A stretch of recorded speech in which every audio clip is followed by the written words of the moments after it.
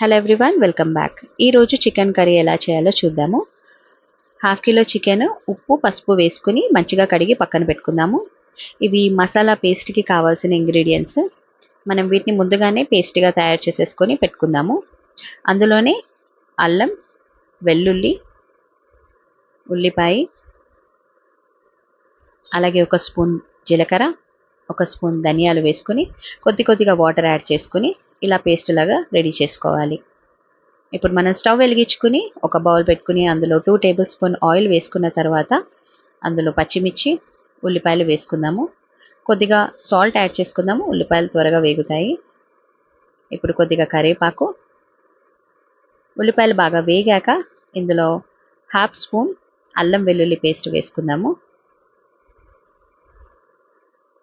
పచ్చివాసన పోయేదాకా వేయించుకుని ఇందులో కడిగి పక్కకి పెట్టుకున్న చికెన్ని ముక్కలను వేసుకుని అలాగే కొద్దిగా పసుపు వేసుకుని సాల్ట్ కూడా ఒక 1.5 టేబుల్ స్పూన్ పడుతుంది వేసుకుని కలిపేసుకుని ఒక 10 నిమిషాలు మీడియం ఫ్లేమ్లో వాటర్ రిలీజ్ అయ్యేదాకా కుక్ చేసుకుందాము.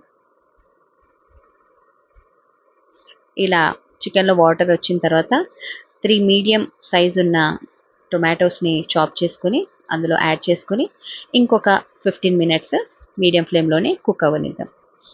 అలా టమాటాలు కూడా బాగా ఉడికిపోయి ముక్కలకి పట్టేస్తుంది. సో ముక్కలు కూడా ఒక 70 to 80% వరకు కుక్ అయిపోతుంది. ఇప్పుడు మనము కొత్తిమీర వేసుకుని అలాగే కారం కూడా, ధనియాల పౌడర్ కూడా వేసేసుకుందాము. ఇప్పుడు ఒకసారి ఉప్పు చూసుకోండి, ఉప్పు పడుతుందంటే ఉప్పు యాడ్ చేసుకోండి. నాకు తెలిసి ఉప్పు అయితే పడదు, ఎందుకంటే మనం ఆల్రెడీ ముందే వేసేసాం కాబట్టి. ఇప్పుడు ఇందులో మనం ఇందాక తయారు చేసి పెట్టుకున్న పేస్ట్, మీకు గ్రేవీకి ఎంత వాటర్ కావాలో అంత వాటర్ని యాడ్ చేసుకొని దీన్ని కొద్దిసేపు మనము సిమ్లో కుక్ అవ్వనిద్దాం. మీడియంలో పెట్టద్దండి, మసాలా అనేది మాడిపోతుంది. సిమ్లోకి మార్చేసేయండి.